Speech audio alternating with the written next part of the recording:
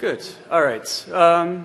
My name is Doa Crespin, and thank you all for attending today on behalf of the Philosophy Department here at Maastricht University, the Maastricht University STS Research Group, and the Faculty of Arts and Social Sciences.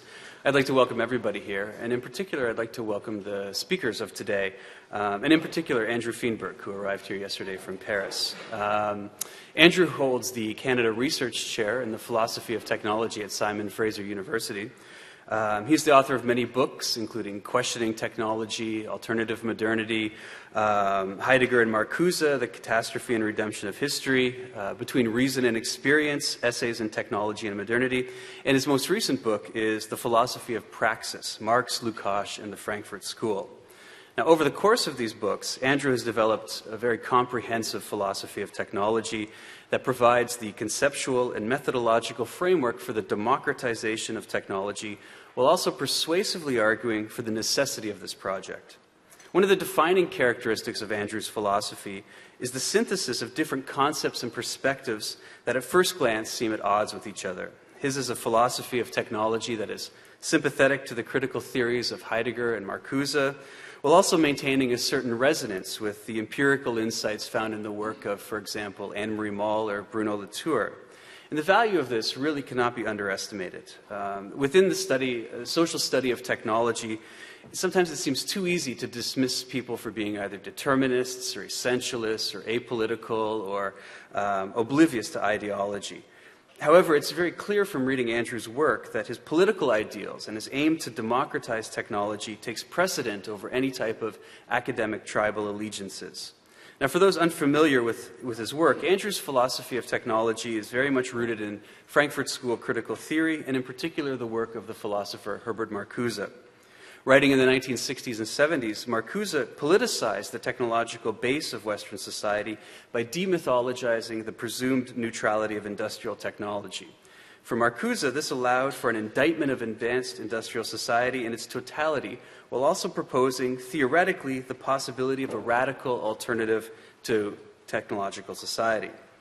Unfortunately, in 2016, Marcuse is too often relegated to the realm of what's called the classical philosophy of technology, a designation, but by its very name means that it's been surpassed. Yet, as Andrew points out, Marcuse was far from the dystopian essentialist he is sometimes made out to be. Marcuse recognized the historical and social contingency of technology, and following ideas found in Marx, used this social contingency as the basis for utopian idealism that could be realized concretely through the politicization of technical design. Andrew's philosophy of technology is very much the continuation of this concrete utopianism, albeit with a much greater emphasis on empirical case studies in order to identify moments of unexpected resistance within what Marcuse would call one-dimensional society. And it is here that STS makes a very important methodological and conceptual insights for Andrew's critical theory of technology. The turn to study technology in the making, which seems so obvious and unquestioned nowadays, was in the 1970s and 80s quite a radical move because it forced technology into the realm of what was formerly purely social inquiry. Within Andrew's philosophy, moments of resistance are prioritized through the empirical study of particular technologies. The democratization of technical design occurs through engaged use with objects, and so potentiality can only be realized through concrete action in the technical sphere. In this sense, negation of the dominant forms of technological rationality can be identified and theorized by studying the actions of users who are enrolled in technological systems.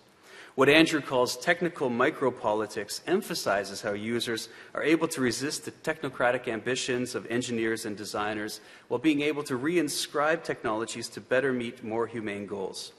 In this sense, Andrew locates the meeting point of critical theory and STS at the level of design. If we wish to transform the world, this transformation will take place at the level of technical design. In a way, then, Andrew's work is very much a reminder of the politicized origins of STS, and in particular, Dutch variations of STS. The history of science and technology in the Netherlands has had many moments of being intertwined with politics, from what I've learned about the Association of Socialist Engineers at Delft University in the 1930s and 40s, to the anti-nuclear movement in the 1960s and 70s, to initiatives in healthcare, and to the challenges to scientific and technical expertise that opened up debates about the direction and aims of technoscientific innovation. STS, as an academic discipline, has contributed to the politicization of technology by challenging the assumption that technology is neutral or that technological progress follows some sort of inevitable path of development. Actively finding new ways to identify the social, economic, and historical contexts that produce and are produced through technology, STS contributes invaluable tools that have fundamentally altered how researchers think about technology, power, and politics. Given this, and from reading Andrew's philosophy of technology, I would like to suggest a sort of alternative history, one where a kind of chronological inversion occurs. We're now at a point where we can go from STS to critical theory.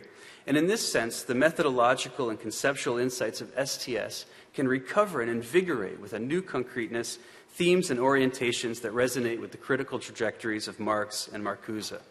Andrew's philosophy is perhaps the best example of this move. He manages to balance the multiplicity and contingency familiar from STS with the demand that the task of a philosophy of technology both describes the complexity of the technological society while also articulating demands for what technological society could be. Thus, in the very classical sense of the term, Andrew posits that technology does have an essence. The essence of technology is contingency, and through contingency, potentiality. I'd like to conclude today's brief remarks by talking about this morning's organization. First, Andrew will deliver his talk on the critical theory of technology. And following this, Sally Wyatt will present a response to this, and following that, Viba Biker. Afterwards, we'll have a discussion here. We'll open it up to questions from the audience and hopefully have a very lively debate about critical theory and STS. So on that note, I'd like to introduce Andrew Feenberg.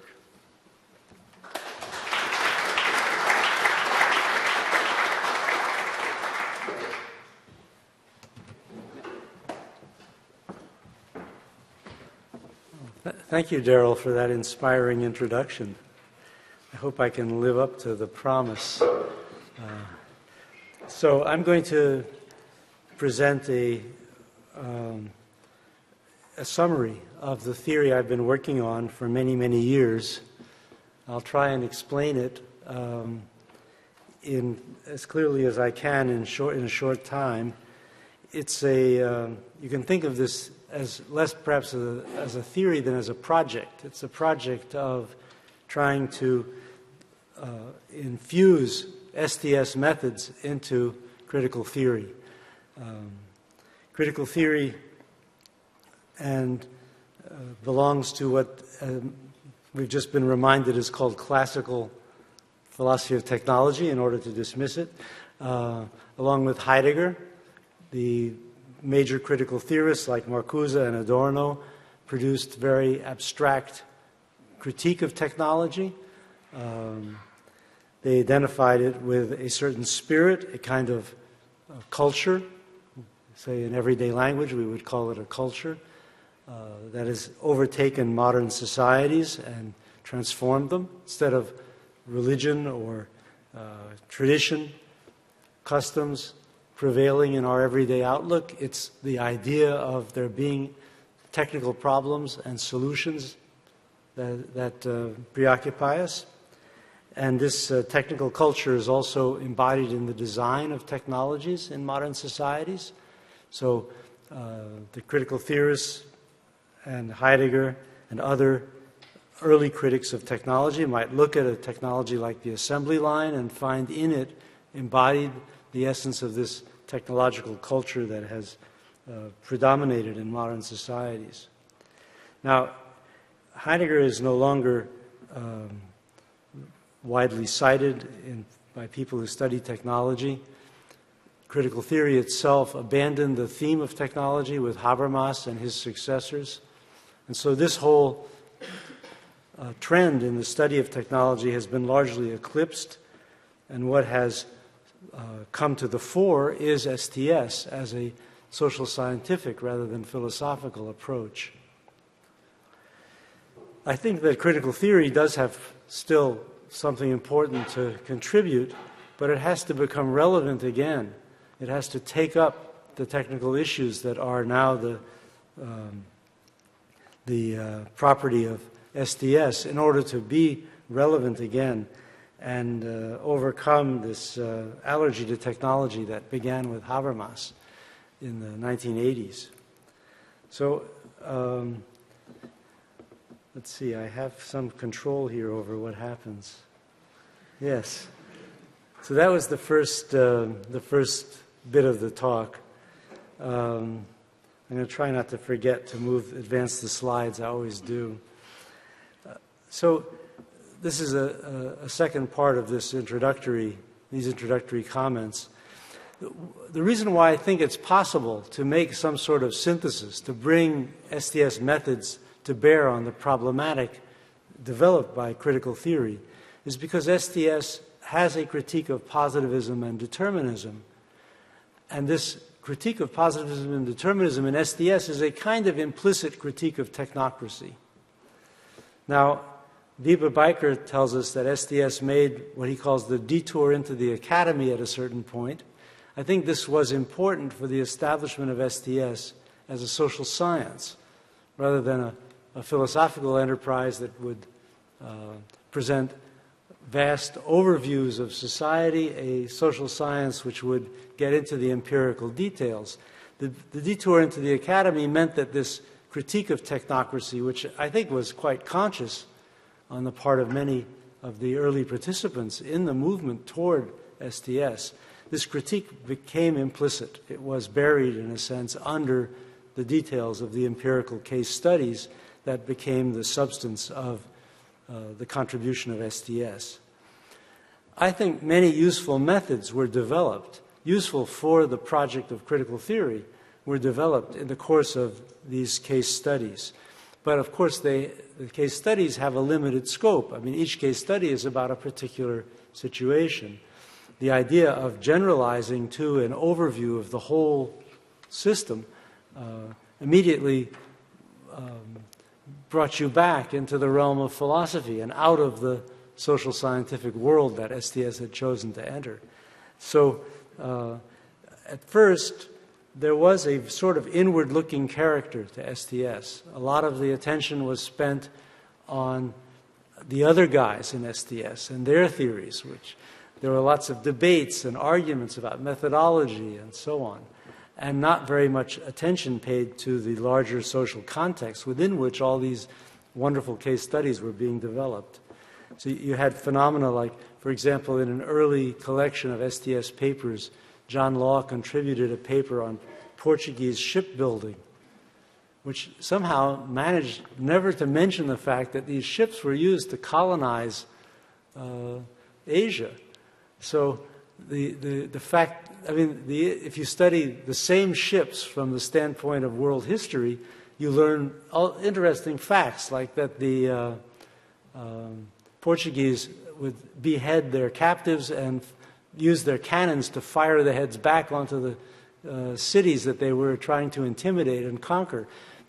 Instead, you got from Law a very nice depiction of how they redesigned the ship and made. So you understand there's a kind of abstraction at work in the construction of these case histories. But this gradually went away. STS broadened its concerns, and today, if you look at science, technology, and human values, it's a completely different experience from what you might have found 20 years ago. Now there's lots of politically sensitive issues discussed in STS. So there's a kind of recovery of the original social and political commitments that lay behind the first generation. Now, I think there's still some elements that are implicit. There's still an unexplored social background to STS and its enormous development and success in recent years, which I think does pose a problem. Why is anyone interested? When I was in college, there was one professor of the history of science in my university, and almost no one took his course. And now, of course, it's a big field. STS is a big field with lots of popular interest, even beyond the academy. And I think this is explainable by what has happened politically in the last 30, 40 years. The rise of the New Left, the emergence of social critique that touched on issues of technical control of society, and then a whole series of actual interventions into technology by popular movements in the 1970s and 80s. I've listed some here. In the 1970s, the feminist movement pushed for changes in childbirth procedures. If any of you women are envisaging having a child, you probably think about having a partner accompany you in the process. That's a conquest of the feminists of the 1970s, because before that time, it was strictly forbidden to have anyone who wasn't a doctor or nurse accompany a pregnant woman in the course of childbirth. The 1970s, of course, was the time when environmentalism developed, lots of concern with technical issues, pollution, toxic waste. I don't know if you had this in Holland, but in the United States it was discovered that the indoor walls of many apartments were painted with lead paint, which is a hazard for children. And so there were movements around removing lead paint. Now it's a legal requirement in most parts of the United States to certify that the lead paint has been removed. In the 1980s, AIDS became a major issue, and patients in the United States demanded participation in the experimental, the clinical research that was going on in the search for a cure.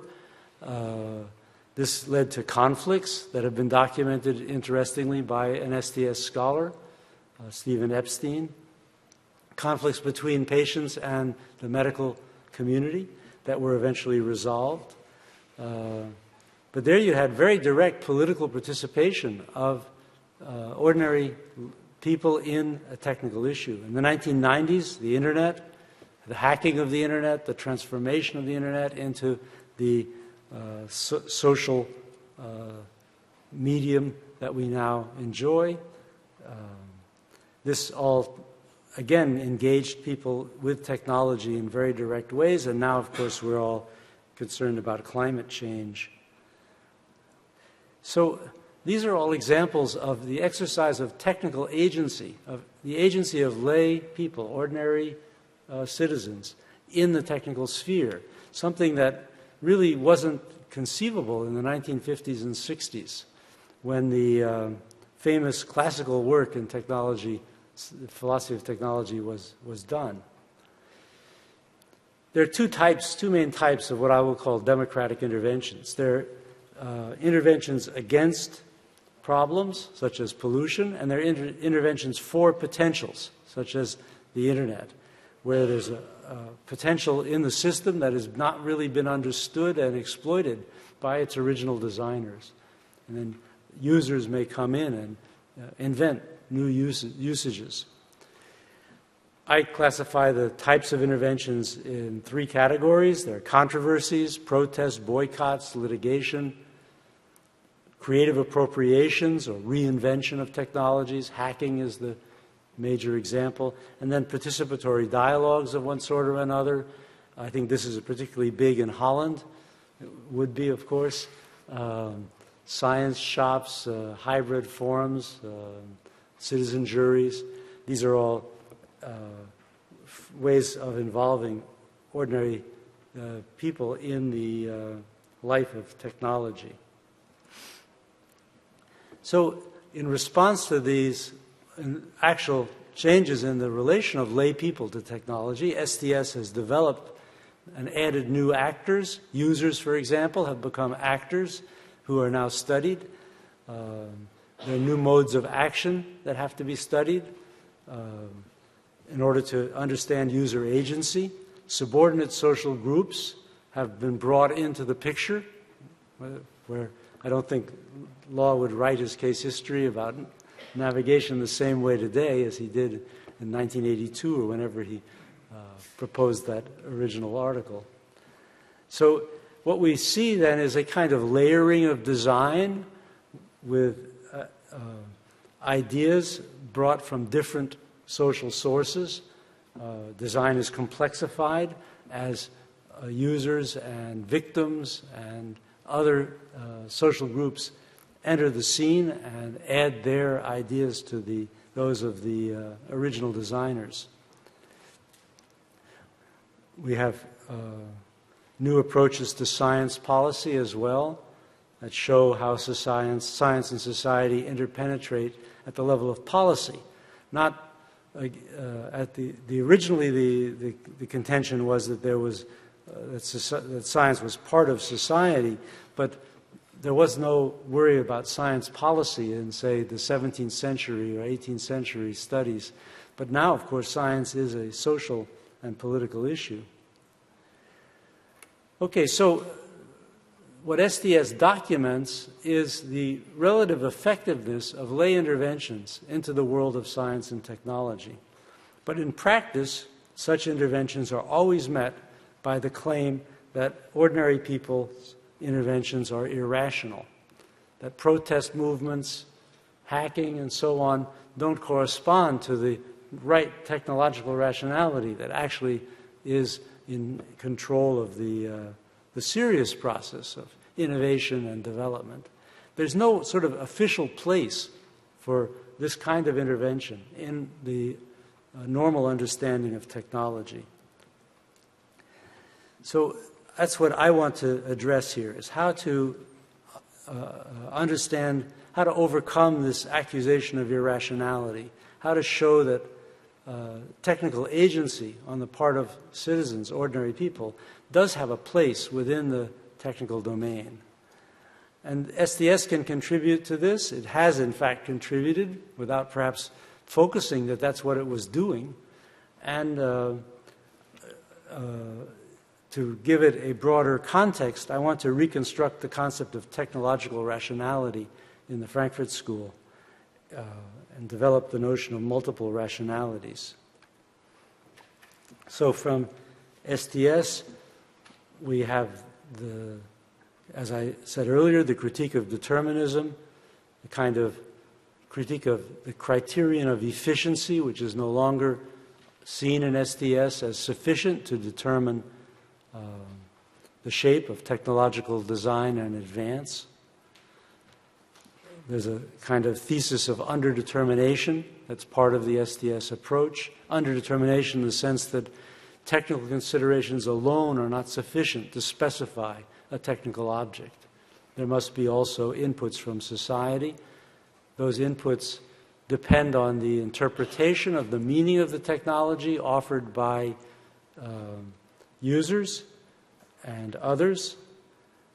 The concept of interpretive flexibility was introduced in the beginning of STS concern with technology to help understand this, the way in which users intervene. They intervene, not just users, but anybody affected by technology. They intervene by granting the technology a specific meaning, and then that has its effects on the process of design. The famous example is the one that Wiebe and Pinch developed in the article on on facts and artifacts in the 1980s. The example of the bicycle, right? The history of the bicycle, which I'm sure everyone here is familiar with. I hope so. So what is demonstrated by these STS approaches is the actor-relative character of design, the social relativity of design. There are concepts in actor network theory that are useful for developing this for my purposes. The idea of the network is a key concept because it enables me to find a kind of equivalent for the idea of social interests. I call these participant interests. Once you are recruited into a technical network, you acquire interests, which a kind of insider power flows from the relation of the member of the network to the network. And that insider power is exercised in order to realize, serve interests that arise from participation in a network. I mean, if you're a driver, you suddenly want to have good roads, fill in the potholes. You have an interest in good roads.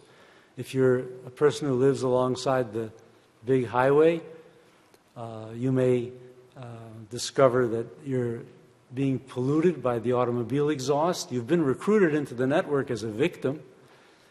Then you have a participant interest in control of the pollution produced by automobiles. So you can see how being part of a network gives people interest, and then since they're inside, they also acquire a certain kind of understanding and power that they can exercise in the network. I developed these concepts through a notion that Latour threw out in an early work and never did anything with, the notion of anti-program.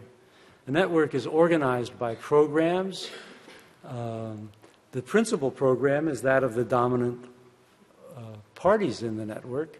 So, for example, if it's a factory, the owners and the managers who represent them develop a program which holds together the various elements that are brought into the network.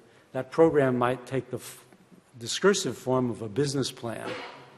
So they know what suppliers they need to link to their network, what workers and so on. It's all planned out. But what I don't think Latour really envisaged was the fact that there could be members of the network who aren't part of the program. They're in the network without actually responding to the program, and they have what Latour called anti-programs. This is a kind of throwaway concept for him. Say, for example, the roof of the building rusts. That's an anti-program for Latour. That counters the program of protecting the inhabitants of the building from the moisture outside. This is not a very useful development of the concept of anti-program because rust doesn't seem to flow from any intention. But if you confine the notion of anti-program to the human members of the network, then it suddenly looks very interesting. Then the factory not only has a program in the form of a business plan, it also has an anti-program in the form of workers' demands for higher wages and strikes.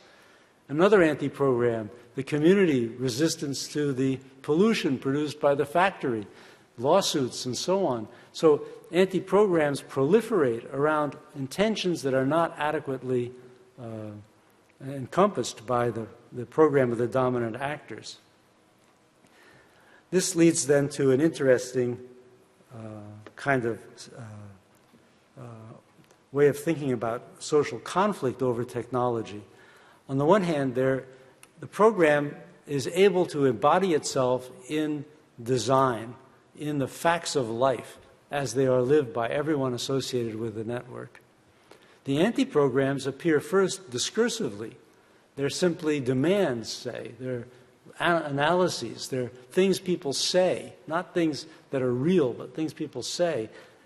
But of course, in STS, we know all about the possibility of designing in response to such demands. As Latour would put it, delegating values to technology. We can easily see communication between the discursive level and the level of actual design.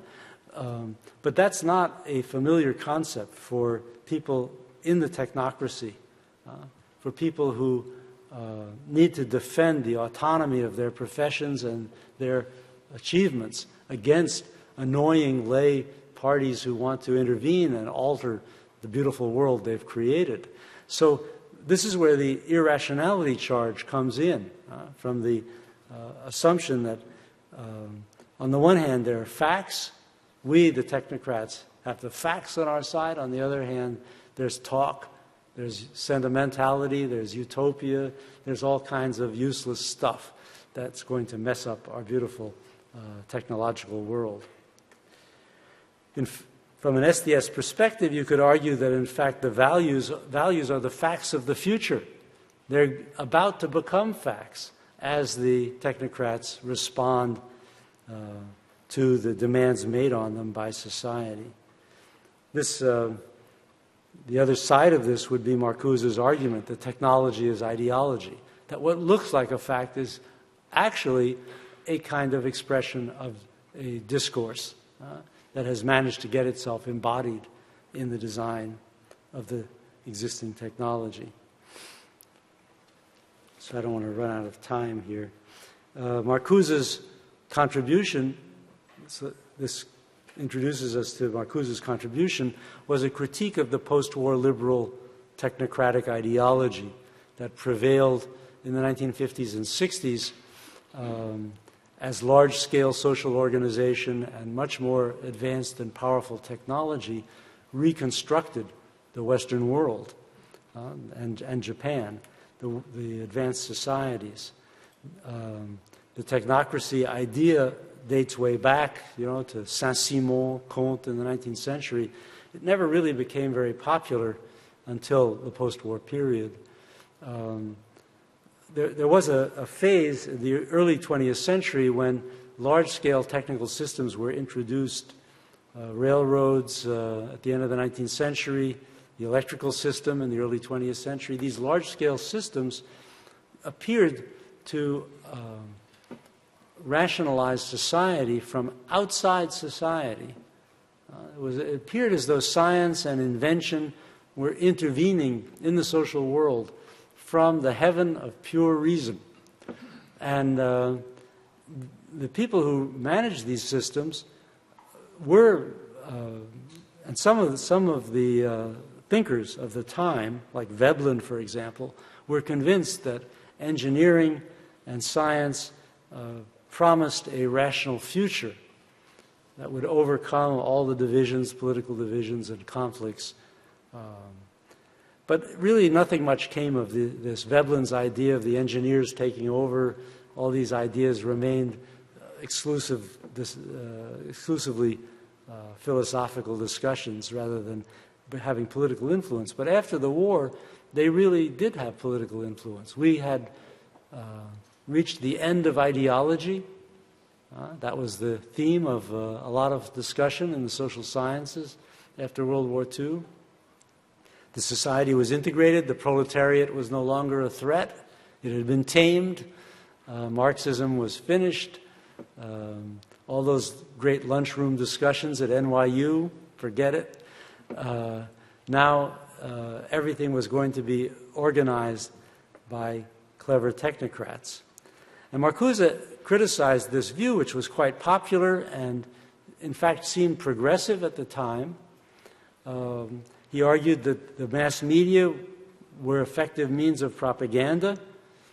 The consumer society, by delivering the goods, had, together with the mass media, had de-radicalized the proletariat, so there was no longer any internal opposition to advanced capitalism. Technological rationality appeared now as a kind of a priori form. People brought to every social conflict a technical assumption that this was a problem that had a technical solution. Marcuse gives the example of workers demanding fair wages. Well, what are fair wages? This is a normative concept, right? Fair. But is there an operational component to fair? Is it 5%, 6%? What's the raise you have to give for them to go back to work and accept that they've received a fair wage? In fact, the idea of a fair wage points somehow implicitly beyond any kind of wage. What could possibly be a fair compensation for a life of labor? In a way, it's a sort of protest vote against the whole idea of work. But if you can reduce it to a 5% wage increase, the problem's solved. So if all the normative questions that are raised in the public sphere can be reduced in this way to technical issues, then the society can be integrated, that's the term Marcuse used, integrated as a kind of smoothly running machine. Marcuse's famous book, One-Dimensional Man, which you should all read if you haven't already, or reread if you read it when you were a student, it wavers between two hypotheses. On the one hand, in the beginning of the book, Marcuse says, I'm going to hesitate here between two possible futures. A future of total integration in which opposition never recovers and the society simply goes on as a kind of dystopia in which everyone has their place, like Brave New World. Or perhaps new resistances can arise because of the very absurdity of maintaining competition, scarcity, poverty, so on, in a very rich society. So the dystopian hypothesis was quite popular in the 1960s. A lot of movies exploited this idea that we were in a kind of brave new world. It inspired a lot of left politics. I remember at Berkeley when the new left first arose, students, at those days computers operated with cards, right? And students made big models of cards and carried them around. We are not a computer card was the slogan. So the idea that the computer was taking over didn't wait for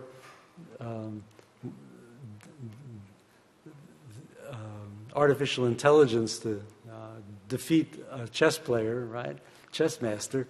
It was there already among the students in the 1960s.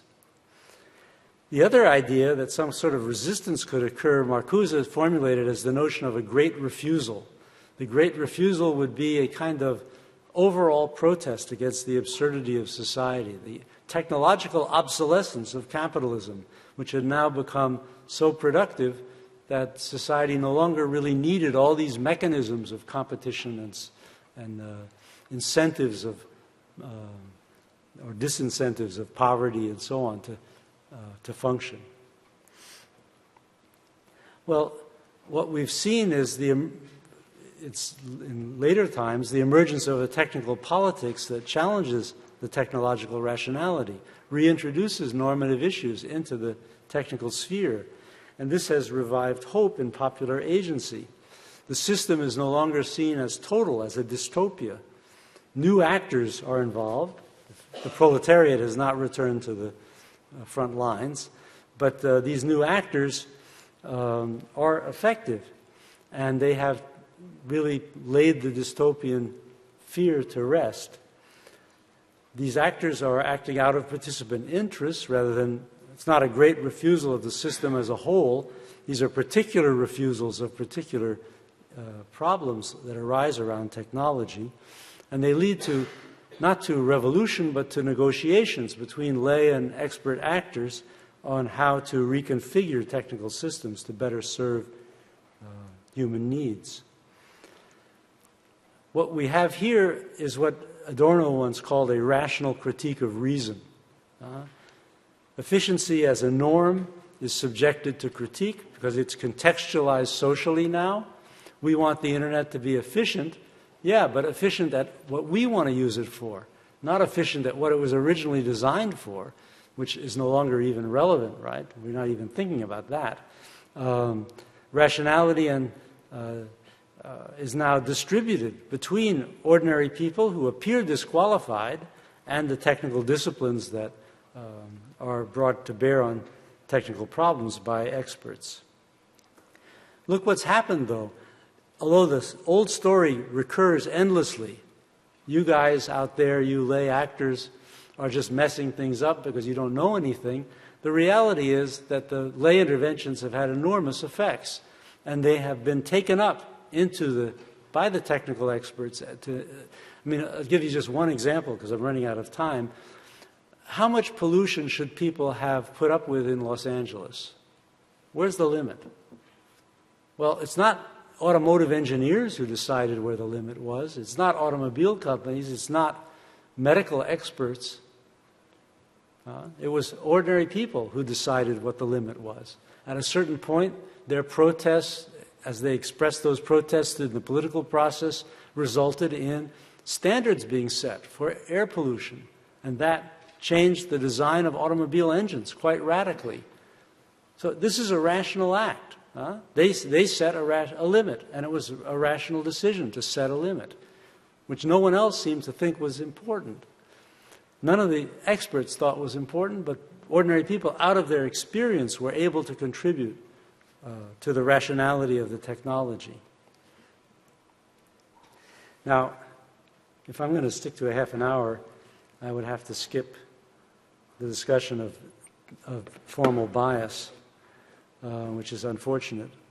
But the basic idea is simply that bias does not only a matter of prejudice.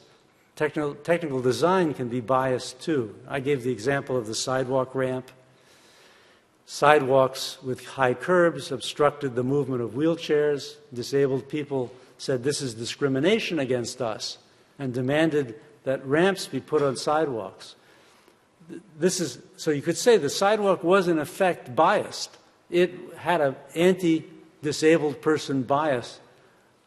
Now, the engineers who designed sidewalks were not prejudiced. It's not their fault in some moral sense. There was a certain tradition, and they acted on the basis of that tradition in designing sidewalks. The sidewalk ramp changed the nature of the sidewalk by removing the traditional bias against wheelchairs that was built into it. I call this formal bias because it doesn't depend on a substantive belief of some sort that certain people are inferior, say, or that certain historical events explain why we nobles rule you ordinary, hoi polloi. There's no narrative legitimation involved. It's simple a question of technical design. So, in sum, then, we can generalize beyond particular cases on the basis of what I've argued so far. We can again talk about technological rationality in the sense in which critical theory introduced that term. But we talk about it now through the notion of multiple rationalities. A rationality from above, based on the traditions of the technical disciplines, and a rationality from below, based on the experiences of users and victims of technology. And so we can now operate at the level of a philosophical theory of rationality on the basis of the application of methods drawn from STS for the study of technology. So I'll skip to the end. Here's a little advertisement for some recent books. I'm curious to see what will come up in the next two talks from SDSers. I hope they can assimilate my attempt to assimilate them and give us something new to think about. So thank you.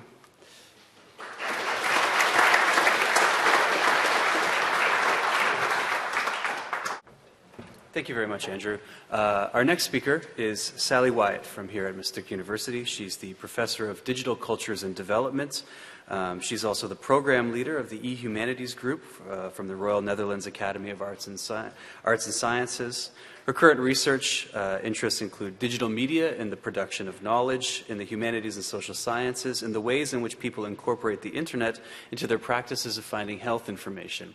And to that end, she has a new book coming out with Anna Harris and Susan Kelly entitled Cybergenetics, Health Genetics, and New Media. She's also recently co-edited a special issue of the Canadian Journal of Communication called Digital Technologies and Social Transformation, What Role for Critical Theory? And she has a copy of it there. So, Sally Wyatt. Well, thank you very much, Daryl, for that nice introduction, and thank you, Andrew, for that very clear overview of your work. Now, for the colleagues who know me, I'm going to warn you of a radical departure. I'm trying a new approach because I've learned in my life you have to be tough with philosophers. And especially as I heard last week during the workshop of VTMC, the Graduate Research School for Science, Technology and Modern Culture, that some poor STS PhD student based in a philosophy department is frequently made to feel inadequate. So I'm feeling tough today.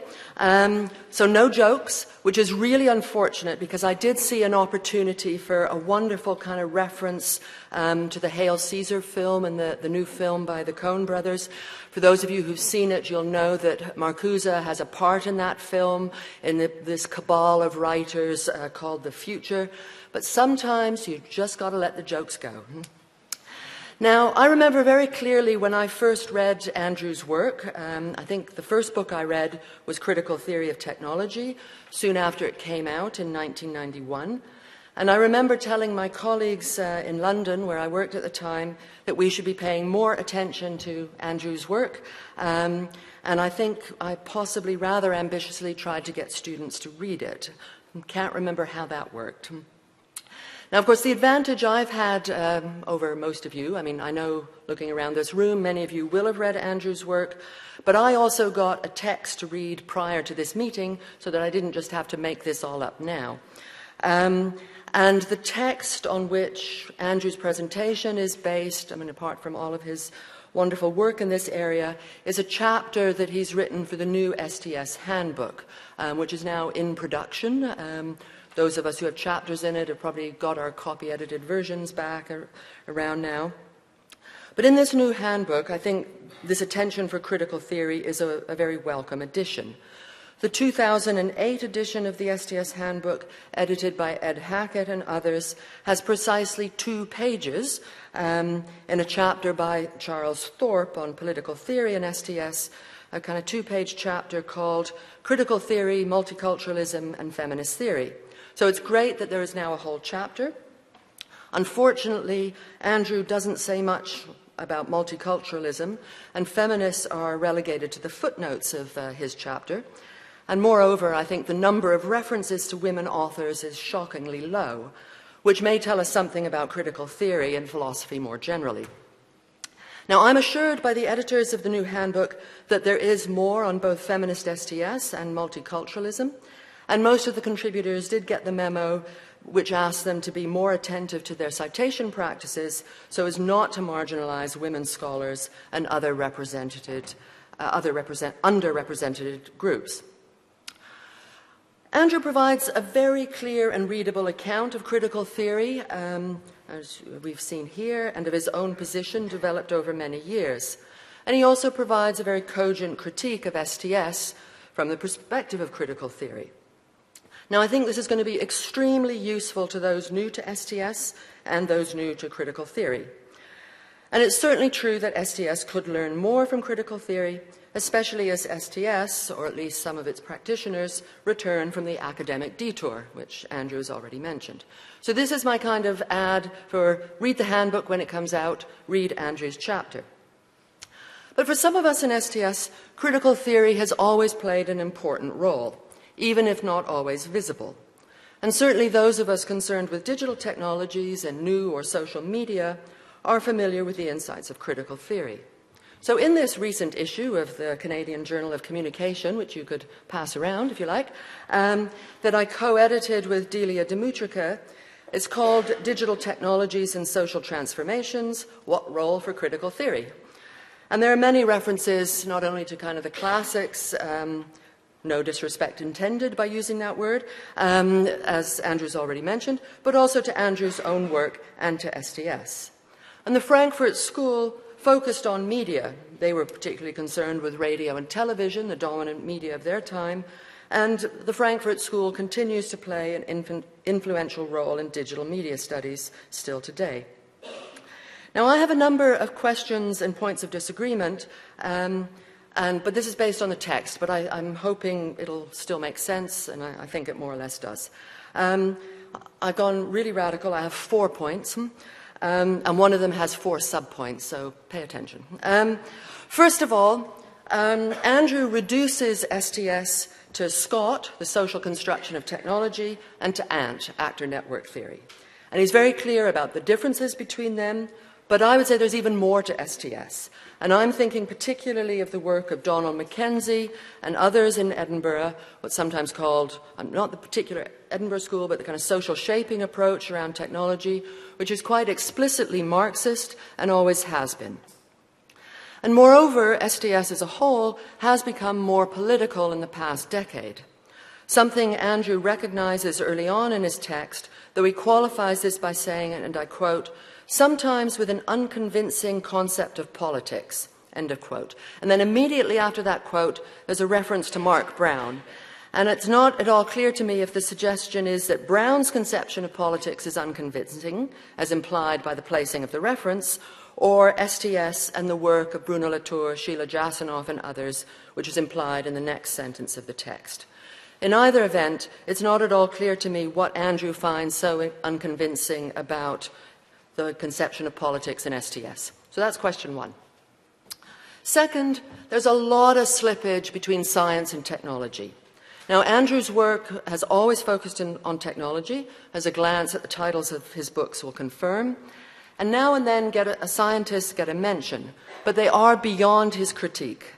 For example, on page 8 of the text that I've had the privilege to read, and again I quote, "Scientists typically act in good faith and on the basis of evidence," end of quote. This is from somebody who accuses STS of being politically naive. This seems to me an extraordinarily naive statement about the activities of all scientists. As I say, most of Andrew's critique is about technology, and science is by and large left out of the discussion and beyond reproach. Science is a harder case, which is one of the reasons why a lot of work in STS, including actor network theory, started there. This is not a new critique of his work. I'm guessing this won't come as a surprise to him, but that's point two. Third, philosophers and empirical material and method.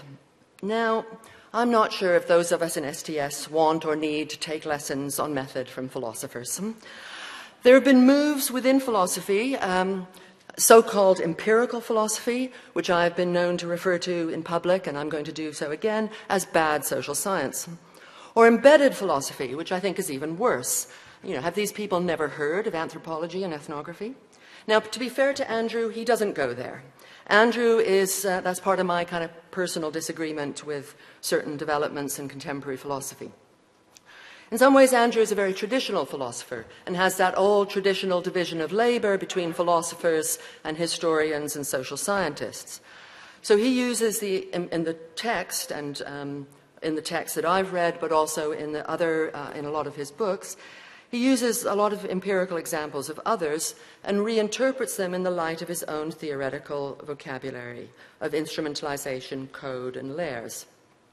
So in the chapter for the handbook, there are a few pages drawing upon Tiago Moreira's article about the treatment for Alzheimer's in the UK that appeared in Science, Technology, Human Values in 2012. And quite frankly, I think Andrew completely misses the complexity of that story and actually gets a number of things wrong in that kind of simplification. So Andrew talks about the NHS as a single entity. The National Health Service in the UK is the largest employer in Britain and possibly in Europe. It's an enormous organisation. And actually, Moreira very carefully distinguishes between different kinds of groups. You can imagine you've got doctors, nurses, different kinds of doctors, administrators.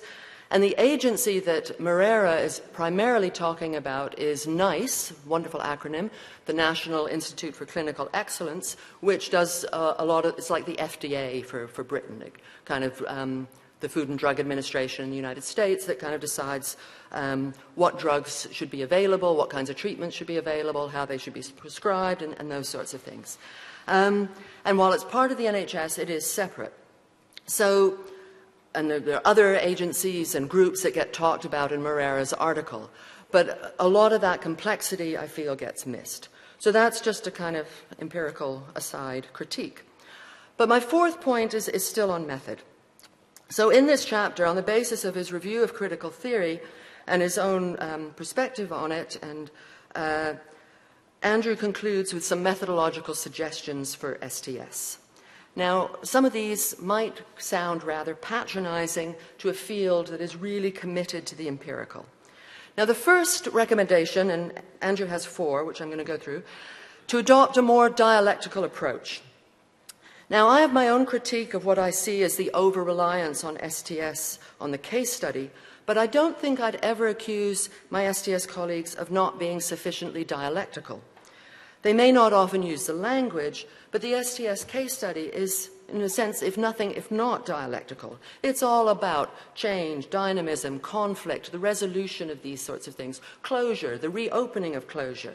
And in the special issue of Science, Technology, and Human Values that I co-edited with Brian Balmer a number of years ago, and which we privately referred to as Not Another Case Study, what we do in our introduction to that special issue is argue for more attention to middle-range theory, a la Merton. But we could equally have argued for more experimentation with Weberian ideal typical analysis.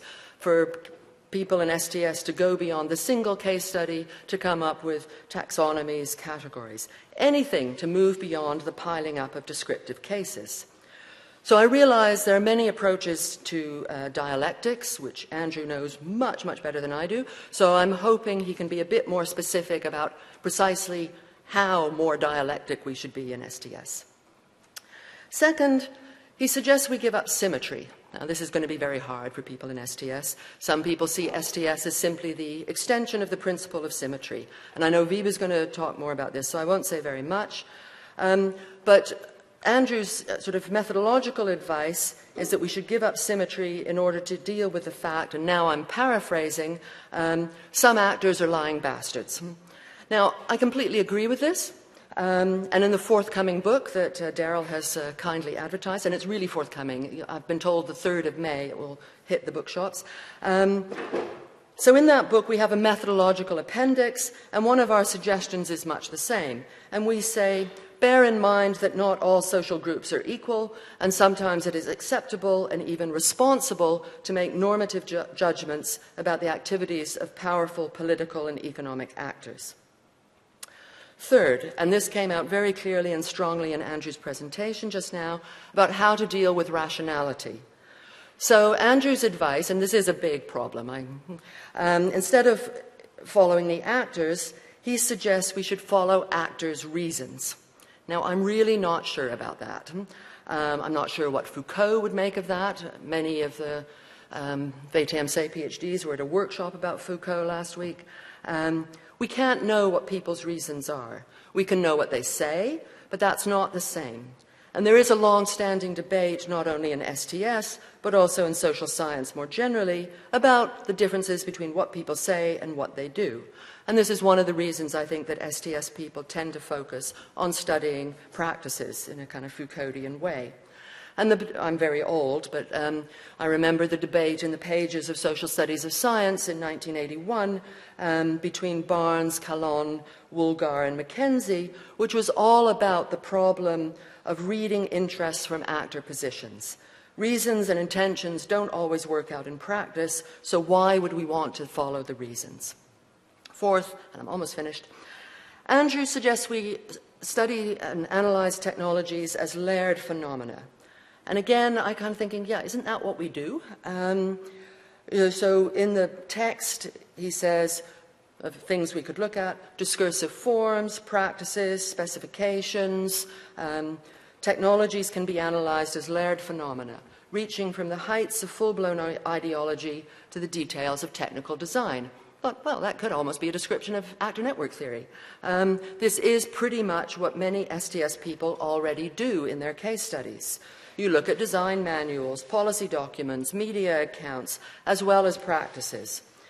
And this is what we mean when we talk about multi-sited ethnography in science and technology studies and in anthropology, or source and tool criticism, what historians and digital humanities people might talk about, the politics of artifacts and systems in STS, or media archaeology and media studies.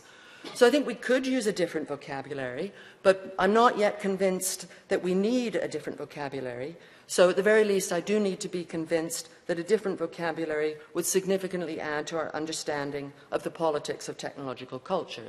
Because where I completely agree with Andrew is that we do need to address the kind of politics of this very technological culture in which we live. So there are three basic questions. Actually, it always comes back to three. What about politics? What about science? And what about method? Thank you.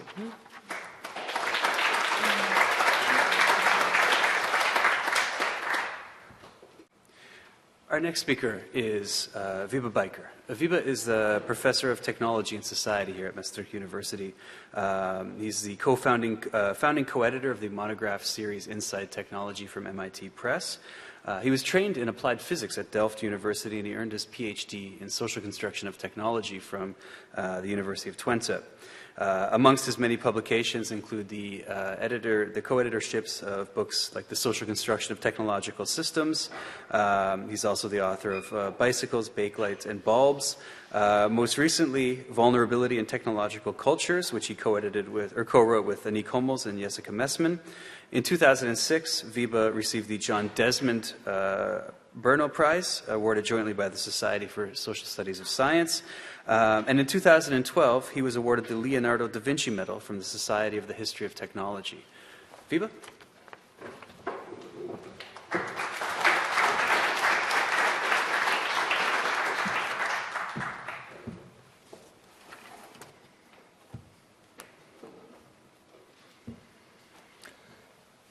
Thank you, Daryl. Ladies and gentlemen, I really like Andrew's critical theory of technology. I think it's a beautiful project. I think it's pertinent, it's needed, STS needs it. However, Sally really told me not to be nice. You're amongst philosophers and they don't like people being nice. Those are my words, but that is how the message came to me. Be more argumentative than you're used to, etc. So, I'll do that. I'll make one point. I'll make the point that symmetry need not be cast aside. That was not in the presentation that Andrew gave us this morning, but it is, as Sally mentioned, a crucial element in the chapter that both of us read. To be a little bit more in detail before I embark on making that argument, explain why I like the project. I like the project because I think although STS, and Andrew very nicely summarized that, has returned from the academic detour to society, politics, normative issues, ethics, it is also the case that STS doesn't provide a kind of an overarching, comprehensive political theory of society. And I think that the project that Andrew has engaged in provides, for me, the most convincing step towards something like that. However, I have two hesitations. One is that I would never formulate, and I'll read that to you because you don't have the chapter, I would never formulate the central mission, which is in the very first paragraph of his chapter, the second sentence, in the following way. Critical theory of technology is concerned with the threat to human agency posed by the technocratic system that dominates modern societies. That, for me, is much too old-fashioned critical theory, banging technology, separating the technological from the rest of the world. And I think it doesn't do justice to the subtlety of Andrew's own project as developed in the following pages. More seriously, because that could be easily repaired by just taking out a sentence. The rest of the chapter doesn't do it anyway. More seriously, and I will also conclude with that, is that I think the agenda of Andrew's project is too narrowly focused on the West. I agree with Sally's critique that it is too narrowly focused on technology, but my suggestion is that that is a more serious problem and that it is too narrowly focused on the West. So having said that, I'll particularly return to the letter towards the end. I shall argue that actually critical theory of technology cannot do without the symmetry principle, even though in the chapter the whole argument for this CTT is built around the criticism of the symmetry principle as argued by social constructivists. And then I will, as I said, argue that there is this blind spot for non-Western developments and knowledge systems and technologies, etc. Okay, about symmetry. I don't think it's a problem, it is an asset. It is described as a problem on page 2. I don't need to read that quote.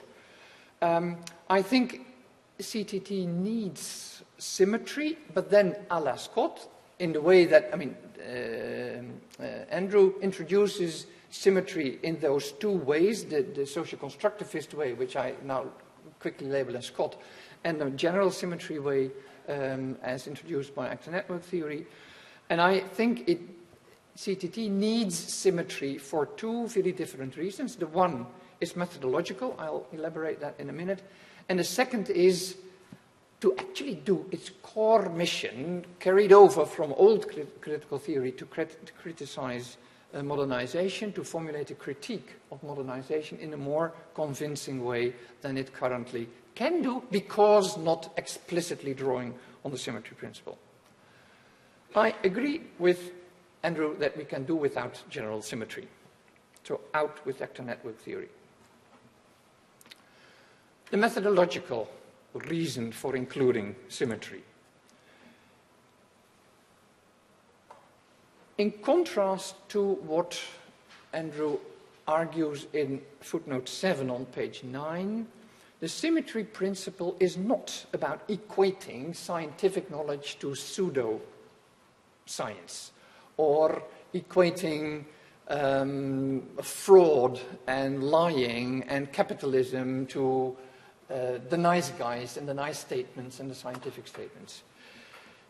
It is about, that's the arrow. Sorry, before I do that, it is not about the risk of secretly slipping into, he's using the word slipping into justifying the bad guys. I very much agree with what Sally said about that. I like to quote Voltaire. I should also confess that I've never properly found this quote, but I like it so much that I continue to quote what I think Voltaire should have said at least. He said, when criticized for being an atheist, and that if you cast aside God, then neighbors could start sleeping with their neighbors' wives, murdering people down the road. And Voltaire said, well, no, there are very good other reasons than the 10 Commandments that one shouldn't do those things. So being symmetrical doesn't prevent us, STS researchers or critical theorists, to, at another point in the argument or in the project, also take a normative stance. So I very much agree with the point that Sally is making in the methodological addendum of the book that is coming out next week. So symmetry is about empirically investigating the social construction of different knowledge systems, including their value basis, including power structures. Symmetry doesn't say, actually, it's the opposite. If you do your job well, you also include knowledge systems, you also include power differences. There's nothing like hiding that. There's nothing inherent in the idea about relevant social groups that they are all equal. No, they are a priori. Before you enter the field, you don't make assumptions about who is more powerful than the other. It's tracing empirically how the power differences are created. Why make such a big point? I think that only in that way we can avoid falling into a kind of a gratuitous feel-good philosophy. Of course, it's nice to make a long... I'm not accusing Andrew of this. He's much too sophisticated, has much too sophisticatedly incorporated STS into his argument. But isn't it comfortable to make a long argument about how bad capitalists are, and then close your book and be very happy with yourself making that statement? I'm arguing that that doesn't really help us. That is what I call feel-good philosophy. I think we need to study empirically how these capitalists got into the position where they are. And only by studying that empirically and understanding it better, we can also try to do something about it. The second point. I think the second trap that critical theorist technology threatens to fall into is the trap of seeing the world as the West and the rest. I think that including symmetry would make it much more straightforward to realize that there are different knowledge systems, actually to better support the final point that Andrew made of reintroducing the idea of multiple rationalities.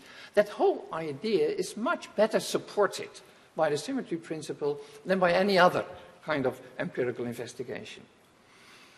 The main point that I hope will convince you, Andrew, to really reintroduce symmetry is that it would allow us to introduce concepts like cognitive justice. I'm drawing that from Shiv Viswanathan, a colleague in India with whom I'm working. And cognitive justice would add to the various kinds of justice that we already have, universal human rights, the justice not to touch the autonomy of one's body, etc. In addition, there is something, or we could try to formulate something like cognitive justice. Every people or every group has a fundamental right to have, to cherish, to celebrate its own knowledge system. And we shouldn't sort of push over the Western scientific, positivistic science sort of system over people and groups that don't ask for it and don't need it for their lives. So, to conclude, I think that critical theory of technology is a valuable step towards political theory of technological culture. And mind you, I don't think that it has been on the agenda of STS so far. The academic detour meant engaging with society, engaging with ethics, engaging with politics, but that next step of formulating that embracing theory, I don't think it has been explicitly on the agenda, and that is why I welcome the collaboration with Andrew. But I do think that you need to reintroduce the symmetry principle to really make your case. I will also, like Sally, divert from my habits of never reading in a situation like this. I only read in funerals and laudatios for PhD students, but I will now, sort of celebrating this meeting of philosophers, I will finish by reading to you the almost final paragraph in the chapter that I have with colleagues in the same STS handbook. The chapter is called STS for Development, so we review development engagements of STS, and then at the end we ask what such engagement might bring to STS. Sometimes constructivist approaches in STS have been read as downplaying real problems, such as the suffering of vulnerable populations. I'm skipping all the references in my reading. In its effort to be symmetrical, also in analyzing the oppressor and the oppressed, constructivist STS is sometimes accused of not sufficiently questioning the power hierarchies that produce inequalities. This limited reading has been refuted in scholarly terms by several authors, but what about the political and practical implications of such critique? Part of the strength of constructivist STS is to resist reifying categories that are unproductive and to use a symmetrical and impartial analysis that opens up for new views and ways of intervention. However, sometimes STS researchers may experience a political urgency or ethical responsibility to take a stance, resulting in prioritizing ontology over expertise, justice over democracy, equality over symmetry, power over normativity, and politics over governance. For researchers, such explicitly political positioning and intervention is most effective when drawing on the above-mentioned symmetrical analysis. It thus calls for a subtle balance between understanding and intervening, between symmetry and taking sides. In its symmetrical approach to understanding interaction of unequal entities, as is always the case in the context of development, STS may use its explanatory power to make explicit narratives that are otherwise not heard.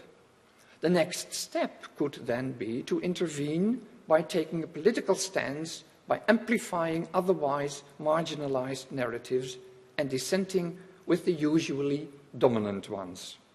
Engagement with development theory and practice provokes STS researchers, and I would now add, and Andrew and critical theorists of technology, to move beyond mere observation, to actively participate in the construction of new realities. Thank you.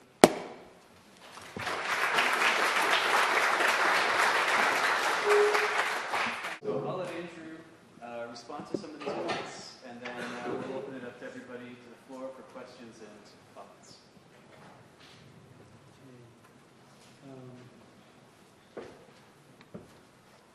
Well, let me begin with symmetry, since both Sally and Wiebe mentioned that this is a problem.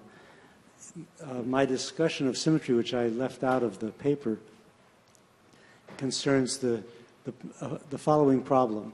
A symmetrical treatment of Lavoisier and Priestley on the question of the nature of combustion is a classic science teaching case, right?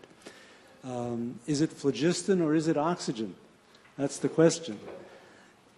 One answer might be that it's oxygen, and that when Priestley refused to recognize that, it was because he was stubborn and dogmatic.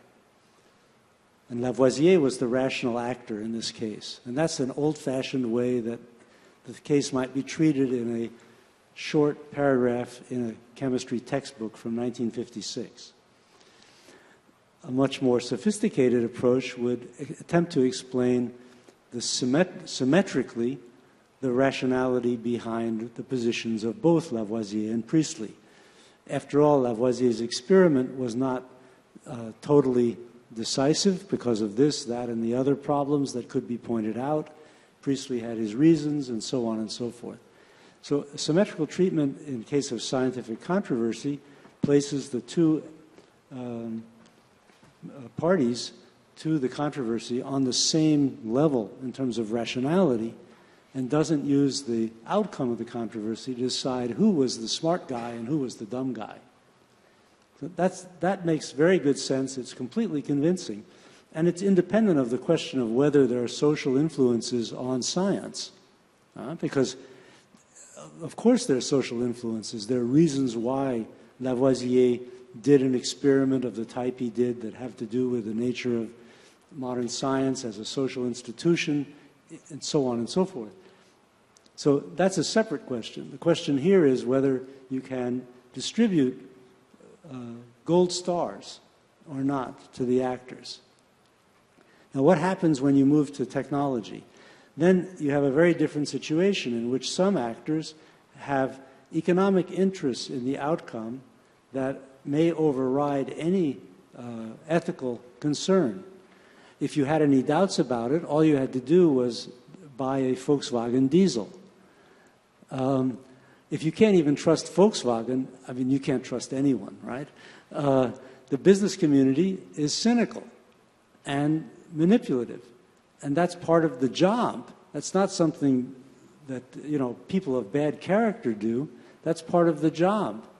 And so if you want to treat the actions of the business community, or say government agencies, which have similar mentality, on the same plane as the actions of their critics, who have only the truth to rely on, the truth, what they can discover from their own experience or from listening to outsider scientists, like the guy who spent hundreds of thousands of dollars of his own money to test the water in Flint, Michigan for lead, because the government agencies wouldn't do it, the state agencies wouldn't do it, no one would do it. He did it. So if you treat this guy from the University of Virginia coming up there on his own on the same plane as the governor of Michigan, who's a right-wing bastard who saved money by poisoning the children of Flint, if you treat them on the same plane symmetrically, you've missed the whole point. You don't understand anything. Now, this doesn't mean that the symmetry principle should be thrown out. What I argue is that you should make a discriminating use of it. What Sally and Wiebe are saying is that they already make a discriminating use of it.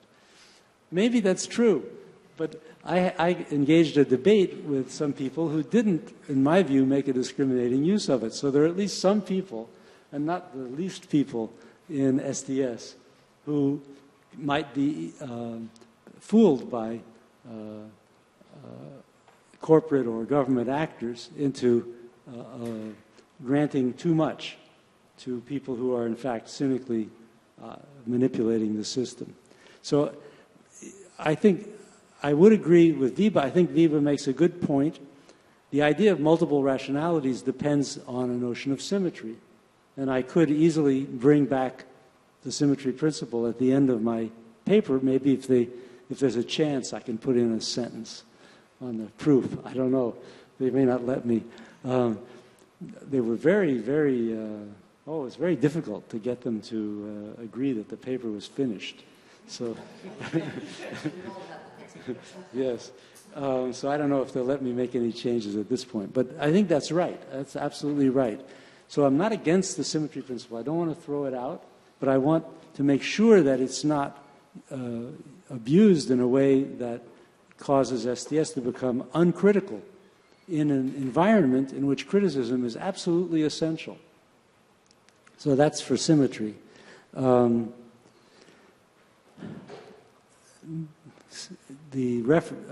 Sally misunderstood my remark that there's an unconvincing concept of politics in some STS. I cited Brown because he says exactly that in the article that I cite. So I was simply citing someone within the STS community who agrees with me that there are some unconvincing concepts of politics circulating in STS. I don't know all the different things that are going on in STS, but the one that I've been in most contact with is Bruno Latour's notion of the Parliament of Things, and I find it unconvincing. I find his politics unconvincing. And so that's, but there are other people in STS who have made contributions to thinking about politics. I don't deny that. I don't agree with Sally's remark that it's naive to say that scientists are influenced by data, I don't think that's the level at which science can be shown to be a social phenomenon is not the level at which people lie and steal.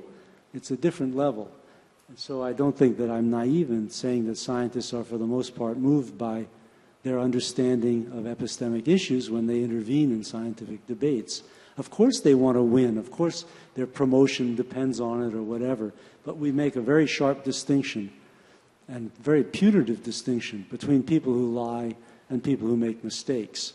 And there's no such distinction and certainly no such punishment in the world of business and government, where lying is simply another form of everyday practice.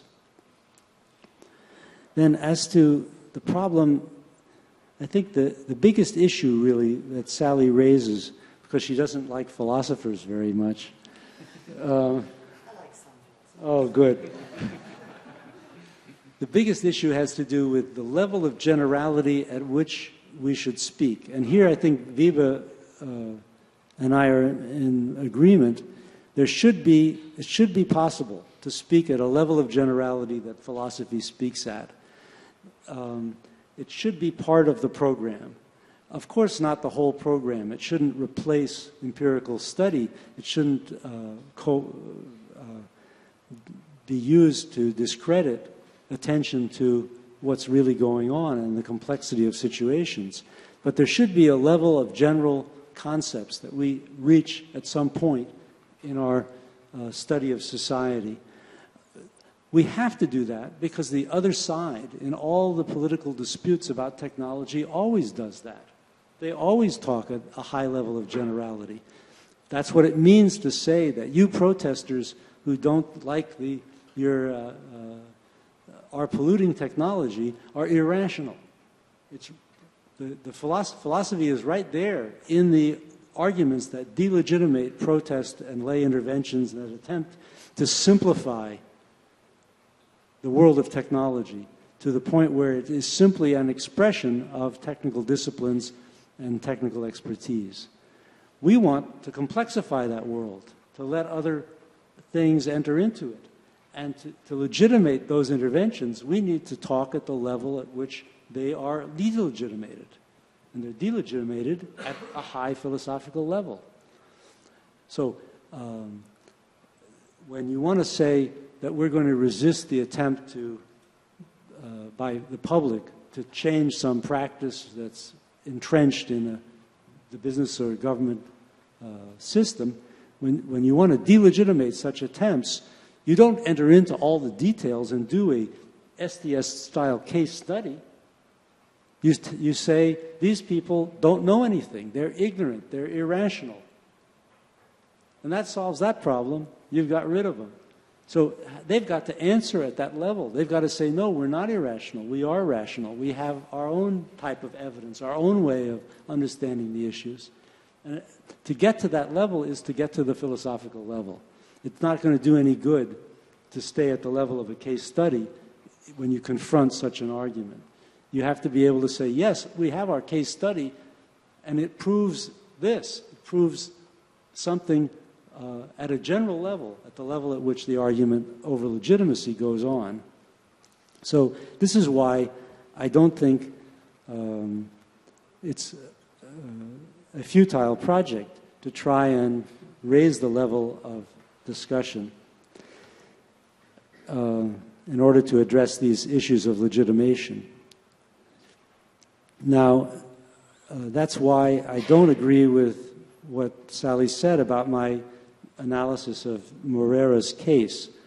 Of course his case is a lot more complex than my one-page summary, which I barely was able to squeeze into the article given the space limitations imposed on me by the editors.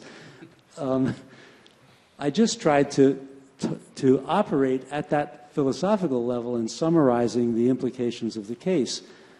Of course, there's all these complexities that are worth studying and interesting, but in the end, what you see is a scientific attempt to determine the usefulness of a medication versus a public that resisted that scientific attempt on the basis of human interest stories. That's what the article is about. And that has implications for the kind of argument I'm making, because that's really about the two rationalities confronting each other. And that's what I wanted to use that case to argue. So, I don't know, I probably have missed some points, but I'm sure that Sally and Biba will remind me of them. So, do you want to continue this? Would you like to respond to Andrew and then open it up, or do you want to start with the... I mean, I can, but I'm also curious what these people think. But, sure, a couple minutes to respond. Okay, right, just a couple of things. First of all, about the scientists. I think there are three. One, in this country, there has been spectacular cases of scientific fraud in recent years, which has prompted a kind of whole response. So I think, social psychologists would be hard-pressed at the moment to kind of go with the line that scientists typically act in good faith and on the basis of evidence. But I think the broader kind of context in which scientists work, which often got missed in a lot of the discussion about Staple and all the rest of it, is that people are being pushed into situations because of publication pressures and also financial kind of raising funding to maybe make shortcuts, to put it at its very kind of most innocent. So I think that the scientists are increasingly working in a context where maybe we can't always assume that they're working in good faith and on the basis of evidence, and we need to take that into account. Secondly, there are an awful lot of scientists who work for industry, and big pharma then is the kind of, and Volkswagen are the kind of big examples of that, and they're not. So how you deal with those kinds of scientists working in different kind of contexts isn't clear to me, because I think largely what you're talking about is academic science, who have unlimited money and never have to apply for it. Secondly, I completely agree. That was also partly what we were trying to do in that middle range theory kind of piece, that we'd need, it has to be a case study of something.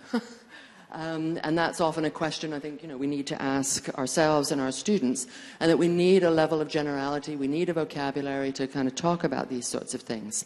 So there I would completely agree with you. But I don't agree, and I think you kind of sort of contradicted yourself towards the end there, that sometimes we can speak with examples and stories, and that's, as you said, the point of Moreira's story, or analysis of the Alzheimer drugs in the UK, that those individual stories, whether it's at an activist level or at a kind of STS academic level can challenge either the kind of dominant political views, can also challenge dominant theoretical views. The point, and I think here we would agree, you've got to do something with those stories, and you need a vocabulary for that, and that's why we need philosophers, because I would certainly not want to get rid of philosophers for all sorts of reasons. I'm sure there's more, but that's probably enough for me for now. Wiebe? Only just stressing Sally's last point. I don't want people to leave with the idea that they can only raise political and ethical issues by first going to the general philosophical level. And I don't think that you're arguing that. But I want it said 2, 3, 4 times. Last week we had a PhD defense here.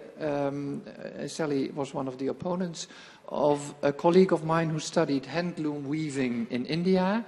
One of the general characterizations of handloom weaving is that it is irrational. It's irrational to stay on that hand thing while there are machines around. It would be much more rational to move to mechanization, etc. In her case study, she showed that it is not irrational without going to the higher level of a general theory. She showed it by a symmetrical analysis of the different knowledge systems and showed what the rationality in that handloom weaving system is, and we derived political conclusions from that, and we are continuing to engage politically with that world. But it doesn't take away my plea for engagement with philosophers for that, because I also would like that general theory, political theory of society. But that shouldn't stop us for engaging with politics and issues for making a better world in case study, at case study level.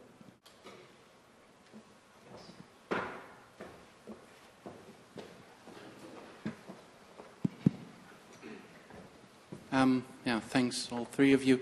I had a question to one of the concepts that were in the presentation of Professor Feenberg, namely the one of anti-program. Now, I don't have a background in STS, but what I kind of did not get, and which resurfaced somehow in your discussion, is whether this anti-program is still a program. Or is it just another program, or is it an anti-program? This is where dialectics comes in. Sorry, Sally. It's an anti-program because there's a dominant program, right? So there is a conflict. In the example I gave, say, workers and managers. The managers have the program because they represent the owners. That's the dominant understanding of the meaning of the situation, of the nature of the case. But it doesn't encompass everything. There are things that escape, and those are formulated in the anti-program, which is in direct competition with the program.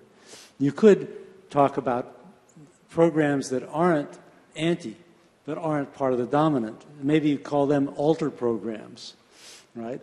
So an alter program would be the decision to use the internet for human communication. It's not actually in contradiction to the original purpose of the internet, which was transmission of information and data, right? But it's different. So maybe we need a third category, the alter program, which is just different and exploits potentialities, say, or aspects of the system, which the program didn't even envisage. So, yeah. But the dialectical case is the anti-program, yeah.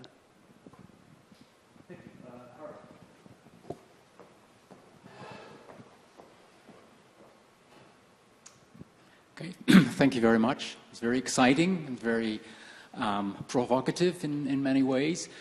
So maybe I'm out on a diplomatic tour to make some harmony again here. And that is about the case study.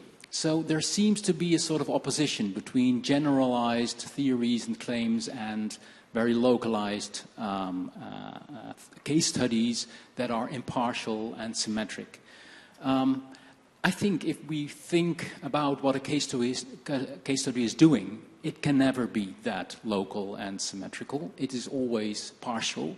and it's also always embedded in larger schemes of vocabularies and repertoires. So my question is, well, for all three of you, so should we not think better about what a case study is? It is indeed, as Sally said, a case of something, so it is already a case of a bigger issue, but you also use terms, you make choices, and so there are some, and maybe the idea of bias is very helpful here. There's always a bias in a case study, maybe intentional or formal. And so my question is, shouldn't there also be a critical theory of case studies?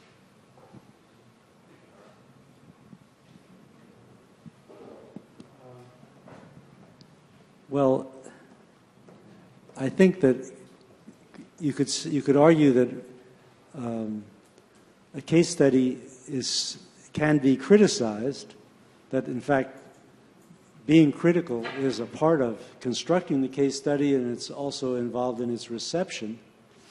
And the criticism, for example, might bring in factors that were left out in the original formulation. So I guess what I was trying to argue in the methodological suggestions about the levels was that it's interesting to see how an ideology gets reflected in at the level of design, say. And this is the sense of layers, right? The ideological layer reflected in the design layer, reflected maybe at different levels in the design, and so on. So there's a reflective moment involved in constructing the case study at all these levels. And that's, for me, that's the way in which the case study becomes exemplary. I mean, I wrote an example about the Minitel in France. The Minitel in France was the practical realization of a sociological theory of the information age. And this is quite explicit in the French case, because the government asked some social scientists to figure out what they should do about the information age. And so the social scientists explained it all. And then they put it into practice, obviously very differently from what was originally envisaged. But you can trace the thing from level to level.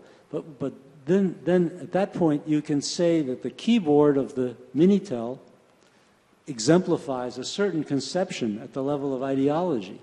And so you can find the exemplarity of the case study through this work at different levels. And that's maybe the way in which I intend to integrate critical theory and case studies.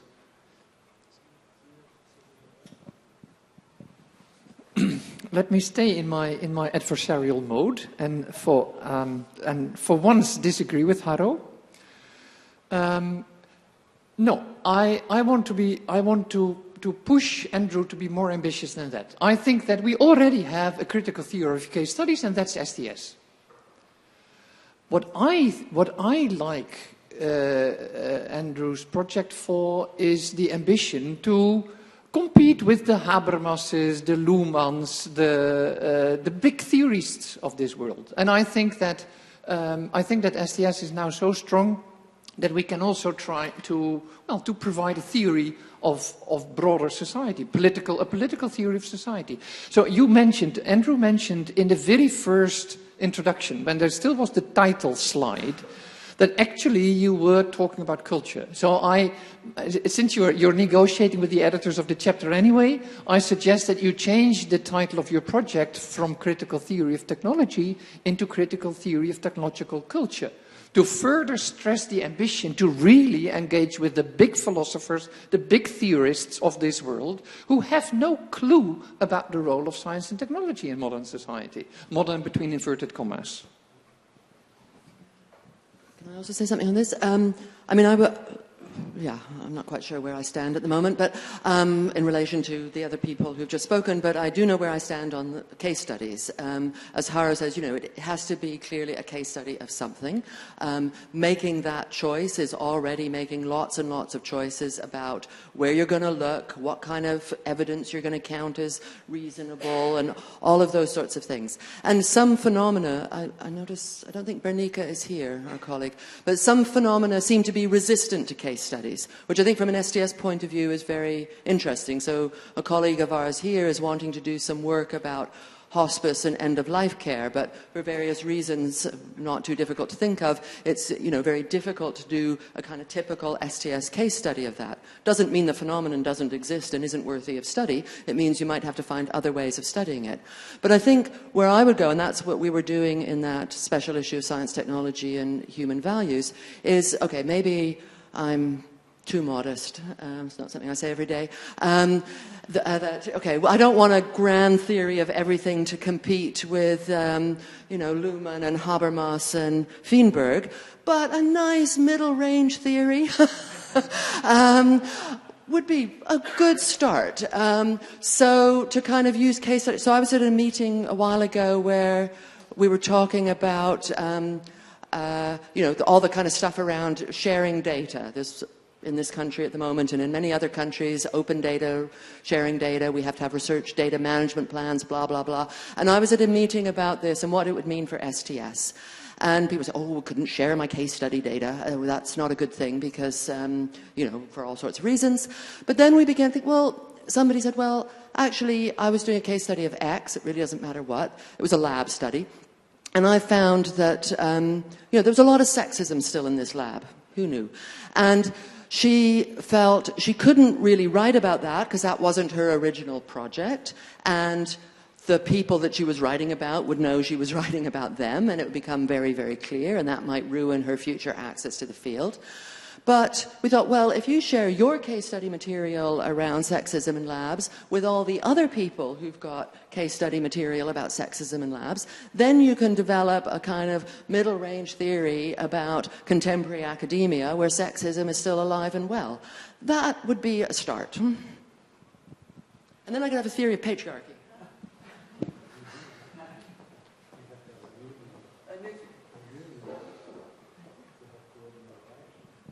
Hi, thanks so much. I just wanted to push you, Andrew, on your conception of critical theory. So we're beating up on philosophers a lot. So just to step back a little bit, and especially critical theory and democracy, I should say. So Aristotle said that democracies are made up by the many, but this is a mistake in understanding democracies is only made up by the many because they're actually the poor. What defines democracies is that they are ruled by the poor. So I'm asking this because I'm curious about how you understand democracy and the subject of critical theory, because you talk a lot about the ordinary person, right? What are ordinary people? And I see this as being your stand-in for what Aristotle would say the poor, right? This is the subject of your critical theory. And it's unclear to me who this ordinary person is. And just to put a more critical theoretical bent on that, it's somewhat clear to me that it's not the poor. So I want to know how you identify the subject for your critical inquiry. Thanks. Well, I don't want to refer to an undifferentiated democratic subject, the public in general, the people. There is such a subject, I guess, institutionally created by democratic constitutions, but that's not the subject that's generally active in relation to technology, science and technology. The subjects who are active in relation to science and technology are subunits of that larger subject, people who are directly affected. In my terms, people who've been recruited to the network. In other words, they're actors within a certain frame. So I gave the example of drivers wanting better roads and people along the roads wanting pollution controls and so on. These forms actors who are able to intervene in the life of the technology or science that concerns them. that they're involved with directly. And so I talk about democratic interventions. This is a mode of action that has emerged around technology much more visibly in the last 50 years than before, although I guess it was always there at some level. And these interventions are democratic insofar as they represent lay actors, ordinary people, in my sense, right? Not technocratic experts who act on the basis of a technical discipline, but people who act on the basis of their experience with the systems. And so I'm not proposing here like a substitute for democracy as it's understood through constitutional provisions. It's something that goes on in the public sphere, right? Democratic interventions in the technology are one of many things that go on in the public sphere through which people gain some influence over the conditions that govern and determine their lives. That's what I mean. So it's not the poor in general, it's the poor in technical knowledge in specific cases. Thank you. Well, different from Wiebe, I always disagree with Harro, especially where he says that there's too much conflict behind the table. I would say there's too much harmony. So let me push you a little bit on the symmetry principle, because I feel that there's a pre-established premature harmony there based on the fact that you don't really explicate what the principle entails. And I think there's a radical and a less radical variety of the symmetry principle. And the one that I've heard with all three of you, I would say, is more or less the symmetry principle as applied by a judge. Fair impartiality. Let's give both sides a fair hearing and then judge them. Now, in such a situation, philosophically speaking, the criteria of validity are not sociologized. The judge knows what's guilty and not, and what should be done and not. That's not the part of the controversy that he or she is judging. Now, in a more radical variety, and that's the one that is made famous by Latour, but also by other parts of STS, the symmetry is much more radical in the sense that the validity criteria themselves are part of the controversy. And what you then empirically describe is how the actors that you follow create distinctions between valid and invalid knowledge or morality. Now, from that radical perspective, it's not so easy to then take the position of the judge and then evaluate, because you have been following the actor, you have been giving up your right to come up with your own validity criteria. So basically you give up the distinction between acceptance and acceptability, which I consider to be the key of any critical theory. So I would say, STS, if you now simply say, I'm taking distance from this radical form of symmetry, then that's worth stating out loud, because that is part what, in my opinion, STS has defended for a long time. Especially by creating distinction between we describe how things go versus the philosopher who is wrapped in counterfactual statements about ideal situations. And we do the empirical turn and we show how it's really going. So I think I would like to have your reflections on these two types of symmetry principle and which one you embrace. Thank you, Charlie. That's a difficult one. If you follow the actors as they decide on what the criteria of validity are, and they all reach agreement around the same criteria, you're in heaven, epistemological heaven. But in the more likely case where they never reach agreement on what the criteria are, it's not so easy to surrender a judgment, a position of judgment. there is a real world, and you're responsible to it in some sense as a theorist. And it doesn't really work to say, well, whatever you think, you, and whatever you think, you, and I'm just watching. Then there's no political theory. There's no, this is what the problem with Latour's politics, that in the end, all he can say is, well, anybody can come in and talk. That's his politics. Anyone can come in and talk and propose something. Sure, but that's not a political theory. That's a procedural rule. And to get beyond a procedural rule and intervene politically, because after all, you are not an angel, right? You're a member of the community, and ought to be able to participate in the debates and arguments of the community. You have to take a stand. And then you're no longer this observer who's so detached that they don't even know what the criteria are, just let the actors decide them. You have to have your own criteria. So I think it's the conflictual nature of these problems that raises the difficulty. That's what comes up in the Moreira case, for example. What are the criteria of validity? Well, the NHS department that evaluates medicine says, does it reduce hospitalizations? And the ordinary users of the medicine, the carers and users of the medicine say, no, that's not the right criterion. The criterion should be, does it make our caring activities easier, whether it reduces hospitalizations or not? These kinds of debates come up all the time, and there's no, final answer to. You have to take a stand if you want to be part of the process and not just an angelic observer. So, but I don't know if I've adequately answered your question.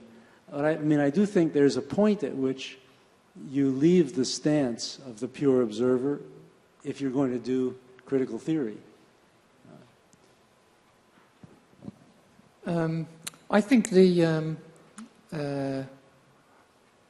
equating of the researcher with the judge is wrong. I disagree there. I also disagree, and I didn't elaborate, but it was a little element in Andrew's chapter, that the symmetry principle is there because we study controversies.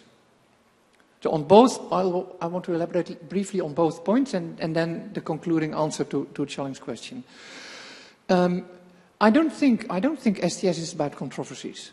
For me, STS is about the world. And it is actually quite methodologically effective to use controversies to study the world, because in controversies you see more than when everything is peaceful.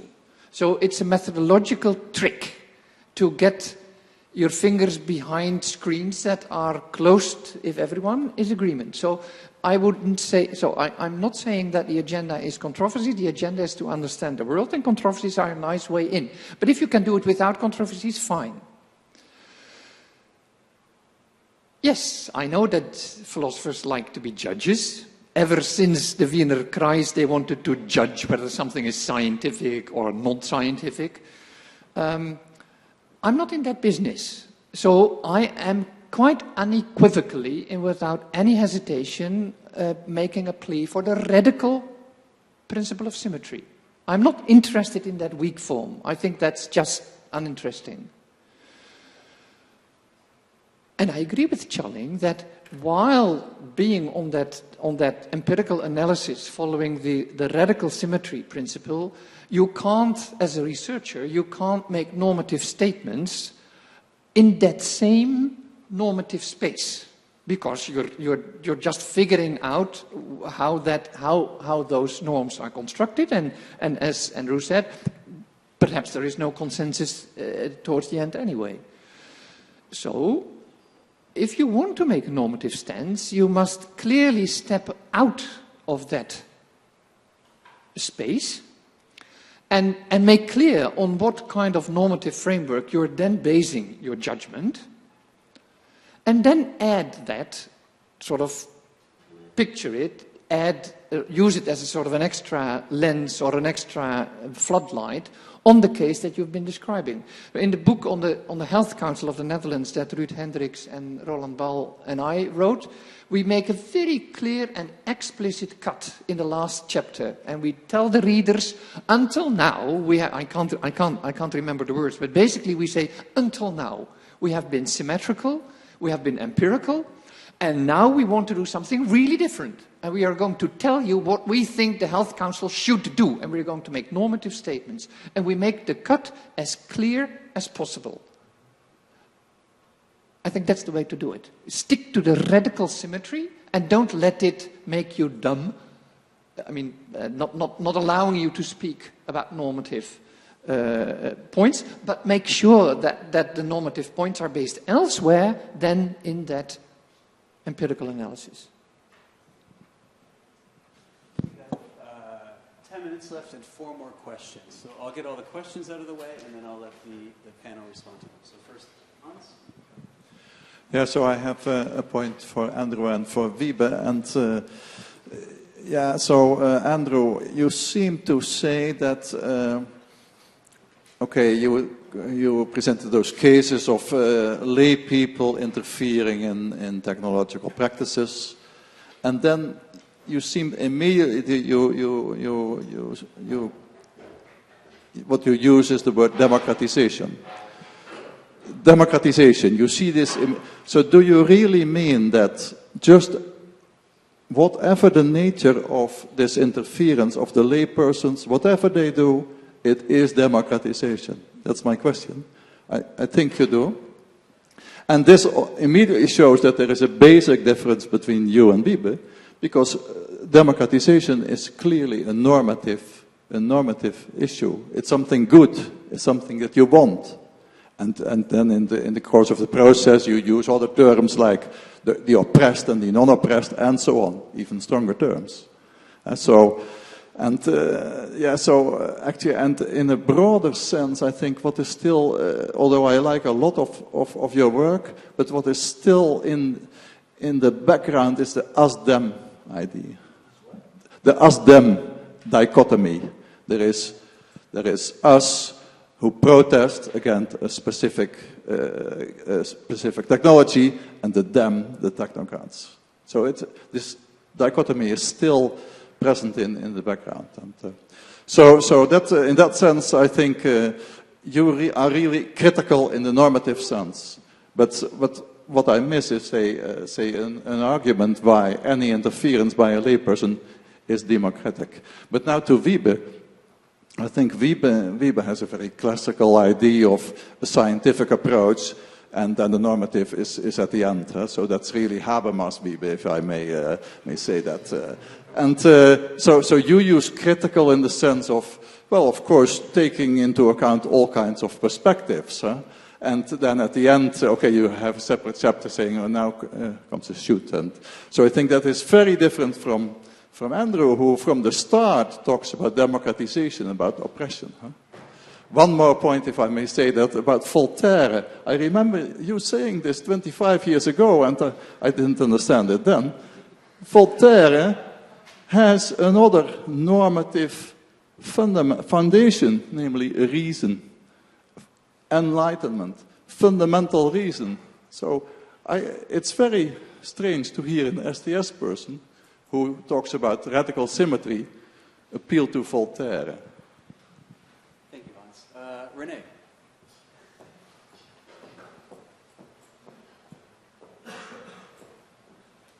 Thank you very much for all your contributions. The first question is addressed to Professor Feenberg, and it has to do with the concept of rationality, because you very often use the concept of technological rationality. As far as I know, Adorno and also Marcuse use it as a concept that they want to attack. It's because they associate it with instrumental reason.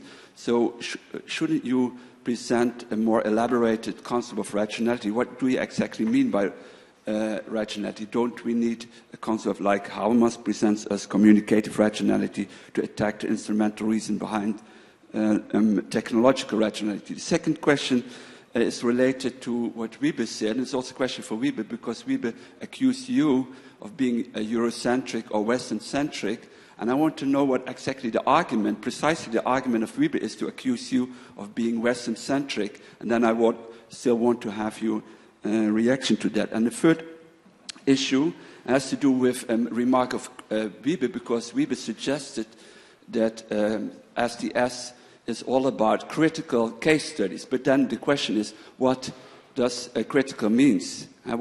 Can you speak about uncritical case studies? And what is the demarcation criteria for Wiebe to demarcate uncritical from critical case studies? Thank you, Renee. Yeah, basically, I would like to elaborate a bit on your lines and the different definitions of symmetry that you gave. So Andrew, at certain point said, when it's about having to do with business and victims of technology, you cannot start from, you cannot talk about symmetry because we start from asymmetrical points.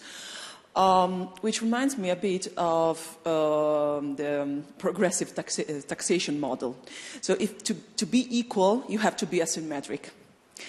I was wondering whether we are not, as scholars, at the same time symmetric and asymmetric. We are symmetric when we represent the point of view of big pharma, for example. We want to explain or to understand big pharma's rationalities. But at the same time, we might be asymmetric when it comes to make our allies. And it comes back to the last chapter of Wiebe's book. We take a stance. And so I would like you to elaborate on these different epistemological understandings of asymmetry, and if we can be asymmetric and symmetric in different moments of our lives as scholars. Thank you.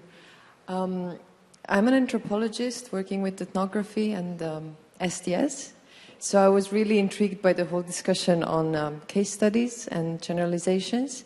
So I guess we'll finish with what we started with. Well, there was a hint or a suggestion that case studies are not sufficient for making political and ethical arguments. Well, I'm not an expert on law, but it did cross my mind that in the U.S., laws are, rely on case studies quite a lot, on previous cases. So I was just wondering if you can imagine that we could learn something about case studies and generalizations from law practices. Thank you. All right. Hopefully that's enough material to finish off today's discussion with. Hans, I don't disagree entirely with the implication of Hans' question, which is the main question, which is, are all interventions by lay people democratic, and therefore, since we like democracy, good? There's also bad cases, like refusing vaccinations because there's an imaginary danger. The Kant already noted that people become qualified for democratic citizenship by having it. You can't qualify in advance. You've got to have the responsibility to learn what's necessary. We're engaged in a very long-term process of involvement of lay populations in technical decisions. This is going to take a very long time. And, of course, there are going to be lots of mistakes. Why it's democratic? Because there is a structure, and that structure is one of concentrated power. So I do believe in us-them relationship, not necessarily an antagonistic relationship. It could be a cooperative relationship. Many computer companies, for example, solicit lots of advice from people who are supposed to represent eventual users because they don't know, if you're an engineer, you know how to do things that ordinary people can't do. If you're an ordinary person, you have expectations that engineers can't imagine, and so by combining skills, you end up with a better product. So it doesn't have to be antagonistic, but there's definitely a difference between the actions that people take on the basis of technical disciplines in positions of power and authority and the world of experience of the people who live within the systems so created, and that bridging that gap takes many different forms, some conflictual and some cooperative, but it must be bridged for the society to function well. We know that from 50 years of experience with democratic interventions. So I don't know if I've succeeded in satisfying Hans, but I will pass on now to Renee. Renee's question is far too vast for a one-minute answer. What's the alternative to instrumental reason? I don't know how to answer that quickly. I just don't know what to say quickly. Clearly, we don't want to do without instrumental reason. A purely negative critique of instrumental reason would have us back in the woods, hunting and gathering. And, of course, even the hunter-gatherers are instrumentally successful, or they would be dead. So that's just a non-starter. We need to find within the realm of instrumental reason those aspects of it that have been overlooked or suppressed that enable us to give it a more humane and democratic and environmentally acceptable form. But I can't really go into this. For the question of whether I'm Eurocentric, I'm actually currently giving a course at the Collège International de Philosophie on Japanese philosophy. So I don't think I'm Eurocentric. I've written a lot about Japan, which is my principal non-European model. It's a very interesting one because the Japanese modernized quickly. After 250 years of complete isolation or almost complete isolation from the rest of the planet. And so they are a wonderful test case of the interaction of traditional and modern forms of knowledge and practice. So I don't believe I'm Eurocentric, although I didn't mention Europe in this paper, non-European problems in this paper. But I didn't have space. Yeah. Yeah.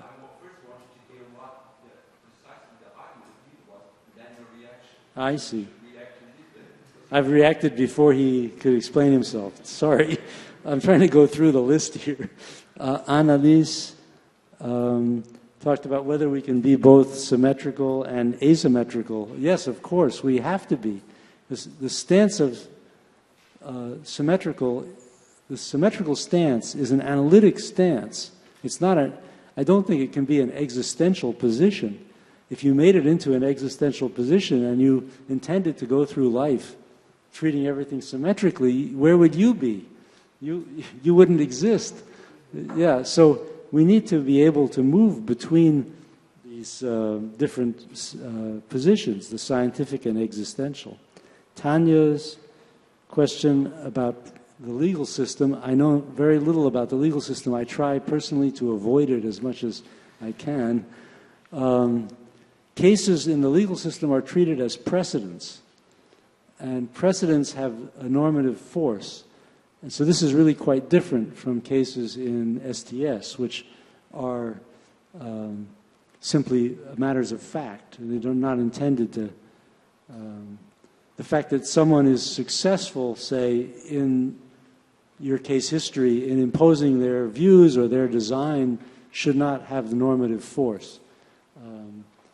You should be able to independently judge whether that was a good thing or not, and it doesn't determine what happens in other cases. So there's quite a big difference, I think, between legal cases and STS cases.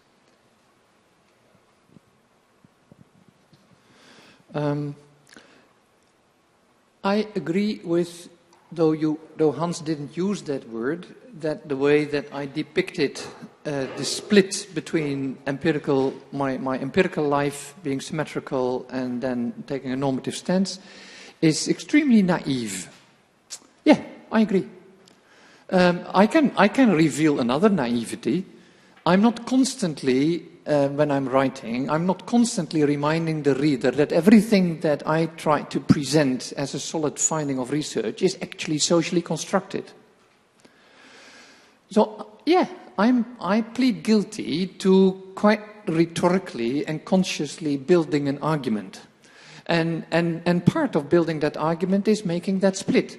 But of course, one of the core points of STS from pre-technology studies is that there is not something like value-free science, and that includes the social sciences.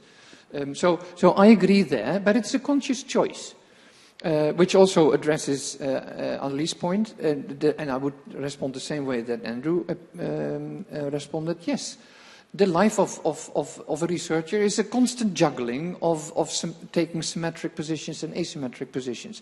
And it is the more easy to do that because my radical symmetry is a methodological symmetry and not a normative symmetry. I'm not arguing that all values are equal. No, I'm arguing that if you study empirically the world, then there is an advantage in being radically symmetrical.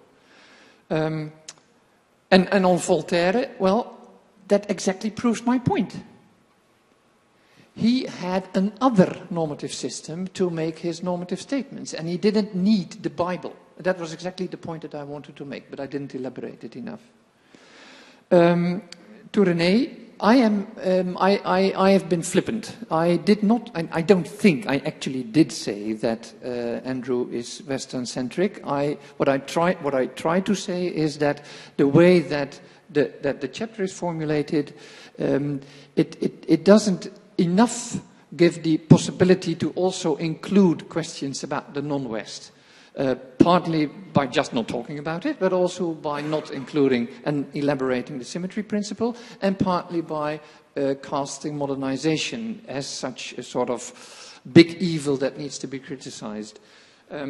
So and the Japan example is a very nice empirical refutation of what I might have, what someone might have heard my saying, but I haven't said that. And I have no clue about case law in the US. I get the last word? Last words.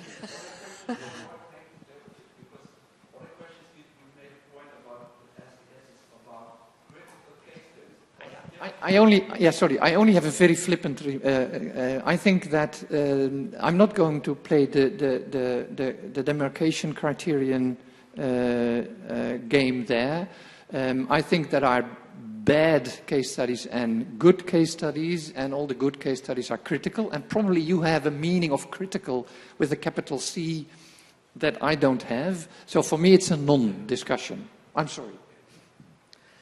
Right, two very small points. I mean, one, I had two extra points in case we ran out of time on my notes for today. And one was precisely about the footnote that Andrew has just referred to about vaccination. And actually, I really would disagree. I don't think everyone who resists vaccination is irrational or ill-informed. I think it depends a lot on which vaccination, which time. There are lots of assumptions hidden in vaccination strategies around sexuality and all sorts of other things. So I think there's a lot more to be said about vaccinations, but that's really not the point here.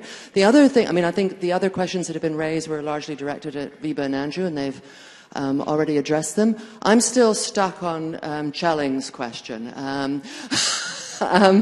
This is why I have such difficulties with philosophers. They pose you these very difficult questions that it takes you years and years to think about. So I'll come back in several years, maybe, with an answer. But one of the things, the other thing that was kind of left on my point, and I think it might be sort of getting to some of the things that Schelling was getting at as well, we haven't yet talked about reflexivity, which I think is another kind of elephant in the room of your paper, actually. You don't talk about reflexivity either, and it is a kind of core principle of the strong program, and where some of the discussion on symmetry started with. I think we've had some hints of it in the kind of discussion now, but maybe that's something to think more about over lunch. And on that note, lunch is served outside for everybody. We reconvene here at 1:30, And so I'd like to thank again Vipa, Sally, and Andrew for participating in this. It's really